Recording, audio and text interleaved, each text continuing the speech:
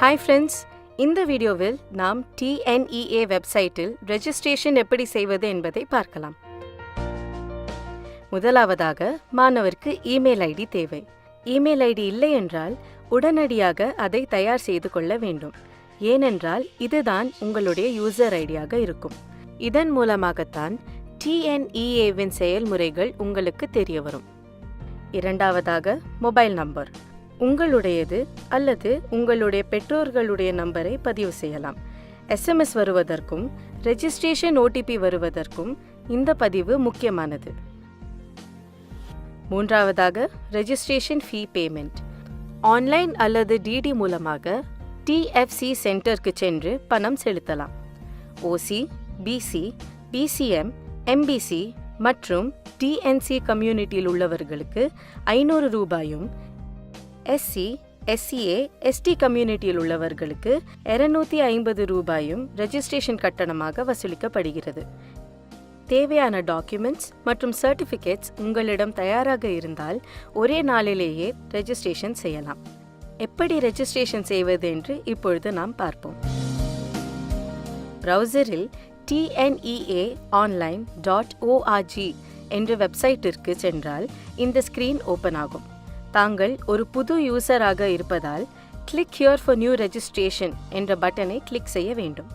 அது தங்களை new registration ஃபார்மிற்கு எடுத்துச் செல்லும். முதலாவதாக விண்ணப்பதாரரின் பெயர்.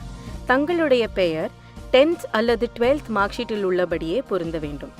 அடுத்ததாக தங்களுடைய கைபேசி எண்ணை நிரப்பவும். பிறகு இமெயில் ஐடி. மாணவருடைய இமெயில் ஐடியாக இருப்பது நல்லது. அடுத்து மாணவருடைய பிறந்த தேதியை நிரப்ப வேண்டும்.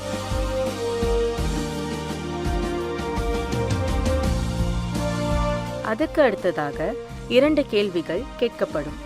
முதலில் +1 தேர்ச்சி அடைந்து விட்டீர்கள் என்றால் எஸ் என்று கிளிக் செய்ய வேண்டும். அப்பொழுதுதான் அடுத்து செல்ல முடியும். அடுத்ததாக தகுதி தேர்வு. அதில் HSC, SSLC போன்ற தகுதி தேர்வை தாங்கள் தேர்ந்தெடுக்க வேண்டும். பிறகு TNEA அக்கவுண்டுடைய பாஸ்வேர்டை தாங்கள் செட் செய்யலாம். 2 தடவை அப்பாஸ்வேர்டை உறுதிப்படுத்த பதிவு செய்ய வேண்டும். அந்த பாஸ்வேர்ட் செல்லுபடியாக முக்கியமாக ஒரு ஆல்பபெட், ஸ்பெஷல் கேரக்டர் மற்றும் நம்பர் இருக்க வேண்டும். பாஸ்வேர்ட் செட் செய்தவுடன் தாங்கள் எஸ் என்று கிளிக் செய்தால் ஒரு கன்ஃபர்மேஷன் பாப்அப் வரும். அதற்கு எஸ் என்று கிளிக் செய்தால் உங்கள் மொபைலிற்கு அல்லது இமெயில் ஐடிக்கு ஒரு OTP வரும். அந்த OTPயை நிரப்பி சப்மிட் செய்தவுடன் ரெஜிஸ்ட்ரேஷன் ப்ராசஸ் நிறைவடையும். அது யூசர் லாகின் பேஜிற்கு கொண்டு செல்லும். இமெயில் அட்ரஸ் தான் தங்களுடைய யூசர் ஐடி. பிறகு தாங்கள் உருவாக்கிய பாஸ்வேர்டை நிரப்பி லாகின் செய்யுங்கள். லாகின் செய்தவுடன் முதல் பக்கத்தில் தாங்கள் நிரப்ப வேண்டியவை தனிப்பட்ட தகவல்கள், அதாவது பர்சனல் இன்ஃபர்மேஷன். உங்களுடைய பெயரை ஏற்கனவே பதிவு செய்ததால் அதை மாற்ற முடியாது. அடுத்து தங்களுடைய தந்தை அல்லது பாதுகாப்பாளரின் பெயரை நிரப்ப வேண்டும். பிறகு உங்களின் முகவரி. கம்யூனிகேஷன் அட்ரஸும் பெர்மனன்ட் அட்ரஸும் ஒன்றாக இருந்தால் சேம் ஆஸ் கம்யூனிகேஷன் அட்ரஸ் என்ற ஆப்ஷனை கிளிக் செய்ய வேண்டும். இல்லை என்றால் தாங்கள் பெர்மனன்ட் அட்ரஸை தனியாக நிரப்ப வேண்டும்.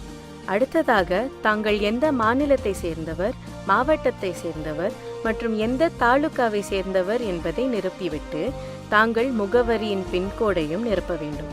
அடுத்து தங்களுடைய சொந்த மாவட்டம் மற்றும் சொந்த மாவட்டத்தின் குடிமை நிலையை நிரப்ப வேண்டும். ஏற்கனவே தங்களுடைய பிறந்த தேதியை பதிவு செய்ததால் அதையும் மாற்ற முடியாது. அடுத்து தாங்கள் நிரப்ப வேண்டியவை தங்களுடைய பாலினம், தாய்மொழி, குடியுரிமை மற்றும் பிறப்பிடம்.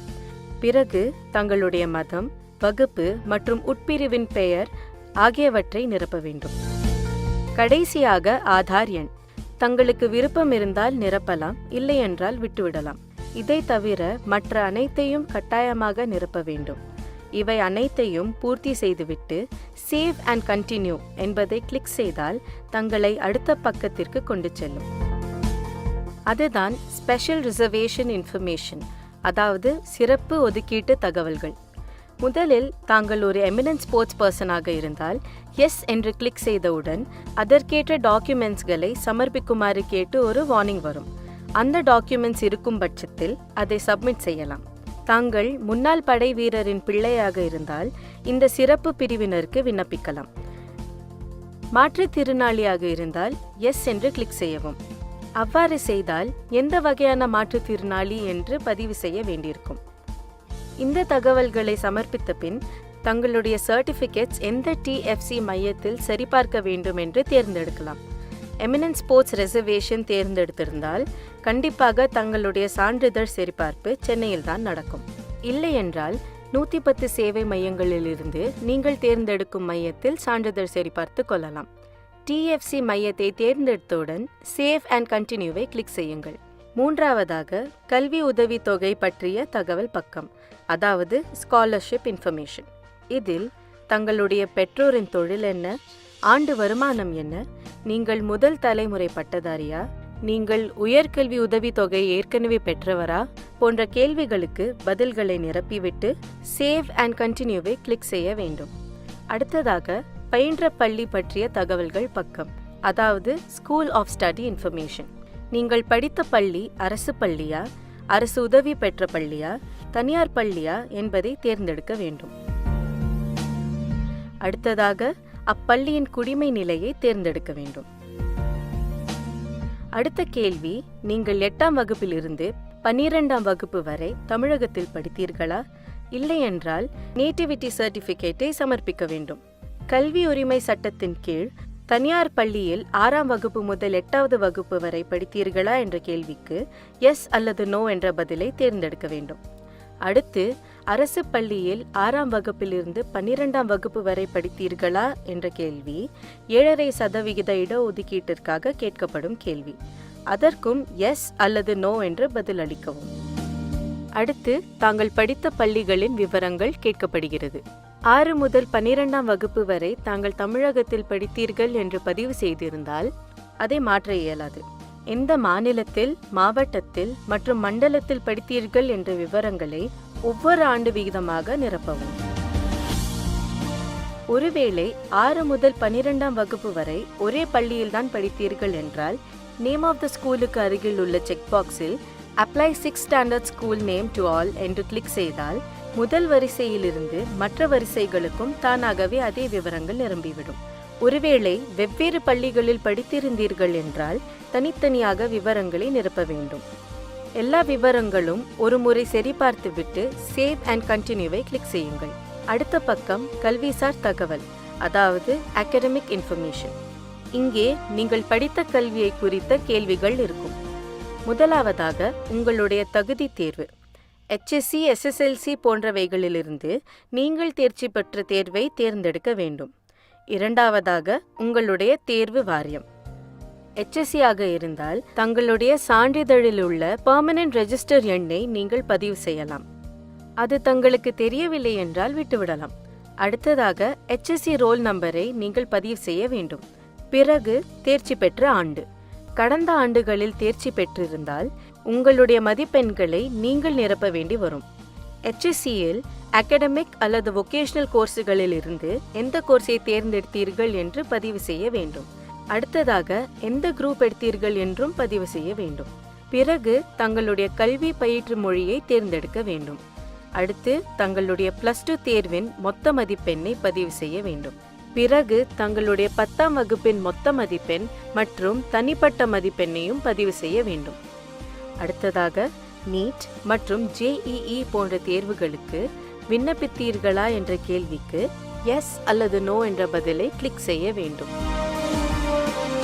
இதற்கடுத்து தங்களுடைய EMIS நம்பர், அதாவது கல்வி மேலாண்மை தகவல் மையம் எண் என்று எல்லா மாணவர்களுக்கும் கொடுக்கப்பட்ட எண்ணை பதிவு செய்ய வேண்டும். அதை வைத்து தங்களுடைய பள்ளியின் குறிப்புகளை கண்டுபிடிக்க முடியும். அத்துடன் சாதி சான்றிதழின் எண்ணையும் கொடுக்க வேண்டும். பூர்வீக சான்றிதழ் கொடுத்திருந்தால் அதன் எண்ணையும் கொடுக்கலாம். அனைத்தையும் பூர்த்தி செய்தவுடன் சேவ் அண்ட் கண்டினியூ கிளிக் செய்து personal information, special reservation information, scholarship information, school of study information மற்றும் அகாடமிக் இன்ஃபர்மேஷன் பக்கங்களின் பிரிவியூவை பார்க்கலாம். ஒருவேளை ஏதாவது விவரம் தவறாக கொடுத்திருந்தால் பேக் பட்டனை கிளிக் செய்து அந்த விவரத்தை மாற்றிக்கொள்ளலாம். எல்லாம் சரியாக இருந்து தங்களுக்கு ஆன்லைனில் கட்டணம் செலுத்த வேண்டுமென்றால் கீழே கண்டினியூ டு பே என்ற பட்டனை கிளிக் செய்யுங்கள். அல்லது தங்களுக்கு டிடி எடுத்து கட்டணம் செலுத்த வேண்டுமென்றால் பிரிவ்யூ நிலையிலேயே டிஎஃப்சி மையத்திற்கு கொண்டு சென்று கட்டலாம். கண்டினியூ டு பே பட்டனை கிளிக் செய்தால் தங்களின் பேமெண்ட் கேட்வேயை தேர்ந்தெடுக்க வேண்டும். இங்கே 4 வங்கிகளின் கேட்வே இருக்கிறது. இந்த கேட்வேயில் இல்லாத வங்கிகளிலிருந்தும் ரெஜிஸ்ட்ரேஷன் ஃபீ யூபிஐ மூலமாகவோ, நெட் பேங்கிங் மூலமாகவோ, கிரெடிட் கார்டு மற்றும் டெபிட் கார்டு மூலமாகவோ கட்டலாம். பேமெண்ட் கேட்வேயை தேர்ந்தெடுத்த பின் பே என்ற ஆப்ஷனை கிளிக் செய்தவுடன் அந்த வங்கியின் வலைத்தளத்திற்கு தங்களை கொண்டு செல்லும். அதில் கேட்கப்படும் விவரங்களை பூர்த்தி செய்து தங்களுடைய அக்கவுண்ட் விவரங்களை நிரப்பி கட்டணம் செலுத்திவிட்டால் பேமெண்ட் சக்சஸ்ஃபுல் என்ற பக்கம் வரும். அங்கே ஜென்ரேட் ரிப்போர்ட் என்ற பேஜில் டவுன்லோட் நவ் என்ற லிங்கை கிளிக் செய்தால் உங்களுடைய அப்ளிகேஷன் டவுன்லோட் ஆகிவிடும். கட்டணம் செலுத்திய பின் தங்களுடைய எந்த விவரங்களையும் மாற்ற முடியாது. அதனால் முன்னதாகவே சரிபார்த்து கொள்ளுங்கள். டவுன்லோட் செய்த உங்களுடைய அப்ளிகேஷனில் பெற்றோரும் மாணவரும் கையெழுத்திட வேண்டும். அந்த விண்ணப்பத்தின் இறுதியில் எந்தெந்த சான்றிதழ்களை அப்லோட் செய்ய வேண்டும் என்று குறிப்பிடப்பட்டிருக்கும். ரெஜிஸ்ட்ரேஷனின் அடுத்த கட்டமாக ஒரிஜினல் சர்டிஃபிகேட்ஸை அப்லோட் செய்ய வேண்டும். அது எவ்வாறு செய்ய வேண்டும் என்பதை அடுத்து வரும் வீடியோவில் பார்க்கலாம். தேங்க்யூ.